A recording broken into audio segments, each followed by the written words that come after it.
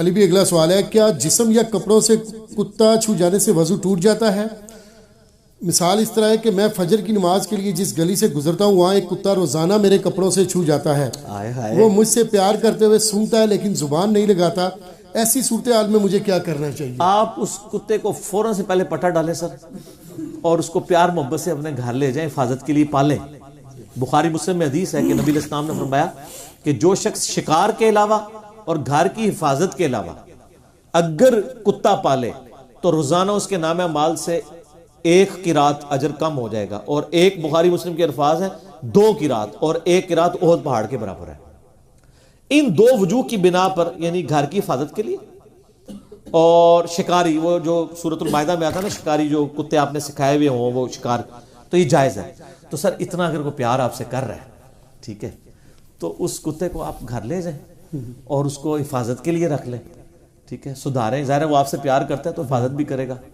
ویسے تو آج کل ایک ماڈرن کتے گوروں نے بنا دی ہیں جن کو نہ کوئی زہر دے سکتا ہے نہ کچھ کر سکتا ہے، یہ CCTV کیمرے، ٹھیک ہے نا، اور یہ ڈسیو بھی نہیں ہوں گے، صحیح، ٹھیک ہے نا، جو چیز ہے اسی طریقے سے بیان کریں گے۔ آپ کے جو یہ کتے تو مطلب وہ چوری پکڑانے کے لیے کتے لاتے ہیں نا، تو وہ جا کے غریب لوگوں کو پکڑ لیتے ہیں۔ اس پہ بھی قرار اللہ نے پورا پروگرام کیا ہے نا کہ یہ کتوں کے 30-30 40-40 ہزار روپے لیتے ہیں اور غریب لوگوں کے اوپر کتے چڑھ جاتے ہیں وہ۔ تو آپ کے کتے جناب دھوکہ کھاتے ہیں، لیکن گوروں نے جو کتے بنا دیے نا سر، آپ کو پتا لنڈن الون، لنڈن میں 1 لاکھ سے زیادہ CCTV کیمرے لگے ہوئے، ٹھیک ہے۔ اور ہمارے بھی یہاں پہ سیف سٹی بنائے تھے ہمارے ایکس انٹیریئر منسٹر نے اسلام آباد کے اندر، ان کی بیٹریاں تک لوگ اتار کے لے گئے یار، آپ اندازہ کریں۔ تو یہ جو اس کتے کی طرف آئیں، وہ کتا اگر تو ان کے کپڑوں پر زبان مارتا ہے یا جسم پہ زبان فزیکلی ٹچ کرتا ہے تو وہ حصہ تو ناپاک ہو جائے گا۔ اگر وہ صرف سونگتا ہے، جیسے انہوں نے لکھا ہے کہ وہ سونگتا ہے ایسے ہی، یا کپڑے کے ساتھ ٹچ کرتا ہے، تو ظاہر ہے کہ وہ تو ناپاک نہیں ہے۔ تھوک اس کا جو ہے نا کتے کا ناپاک ہے، اگر تھوکے گا وہ ناپاک ہوگا، باقی جسم کے ساتھ ٹچ کر تو کوئی مسئلہ نہیں ہے۔ اور جن لوگوں نے پالے بھی ہوئے ہیں نا، شوقیہ پالنے کی تو نہیں، حفاظت کے لیے اگر پالے ہوئے ہیں تو ہم کسی پہ فتویٰ نہیں لگاتے کہ وہ دکھلاوے کے لیے کیا ہے، تو وہ بھی اپنے پھر کپڑے لاتا رکھا کریں اگر اس طرح زبان تک معاملہ جاتا ہے جی۔ اور تھوڑی سی ہمت کریں، اگر وہ آپ سے اتنی لاڑیاں کر رہا ہے تو آپ ایک ڈنڈا ہی رکھ لیں، ڈنڈا پیر ہے، ایک دفعہ اس کا لاڑ نکال دینا تو بلکہ بڑا ڈنڈا اٹھا لینا، کیونکہ ڈاکٹر صاحب بڑا ڈنڈا بھی اٹھایا ہو تو ویسے ہی نہیں نزدیک آتا۔ میرے حال ایک بار تجربہ کریں، وہ بڑے والا ڈنڈا اٹھائیں، ٹھیک ہے نا، 2-3 بار کھڑکا کے چلیں نا، تو پھر اس دن چیک کریں کہ وہ آپ سے لاڈ کرتا ہے کہ نہیں، ٹھیک ہے۔ تو تھوڑی سی انجینئرنگ بھی کر دوں ادھر۔ فقہ حنفی میں یہ لکھا ہوا ہے کہ اگر کوئی شخص کتا اٹھا کے نماز پڑھے تو اس کی نماز بالکل درست ہے، لیکن اگر کوئی شخص اپنے چھوٹے بچے کو اٹھا کے نماز پڑھے تو اس کی نماز باطل ہو جائے گی۔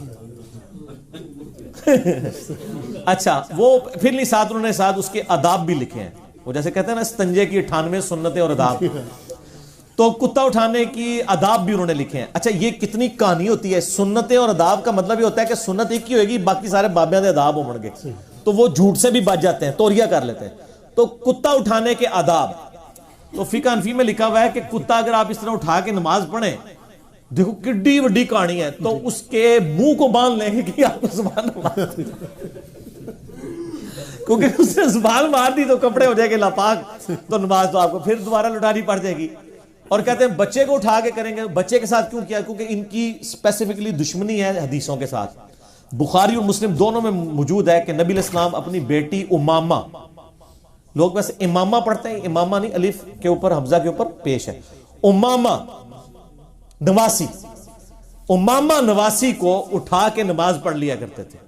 اور سر اس سے بھی بڑھ کے سنن نسائی کے اندر موجود ہے، سیدنا حسن حسین سجدے کی حالت میں آپ کی پیٹھ پہ چڑھ جاتے ہو، آپ سجدہ لمبا کر دیتے، ٹھیک ہے، اور پھر آپ صلی اللہ علیہ وسلم جب اٹھنے لگتے تو آپ صلی اللہ علیہ وسلم ان کو اٹھا کے سائڈ پہ رکھتے، اور جب آپ تشہد بیٹھتے پھر دوبارہ گود میں بٹھا لیتے، ٹھیک ہے۔ مسند احمد، میں نے کربلا والے نسائی پیپر میں حدیثیں ڈالی ہیں، نبی علیہ السلام نے تو بچوں سے اتنا پیار کیا۔ یہاں پہ لوگ کہتے ہیں فینیٹک ہے، صحیح بخاری میں حدیث موجود ہے، نبی علیہ السلام اپنے بچوں کو، نواسوں کو پیار کر رہے تھے، تو ایک شخص کہنے لگا میرے تو 10 بچے ہیں، میں نے تو کبھی ان کو پیار نہیں کیا۔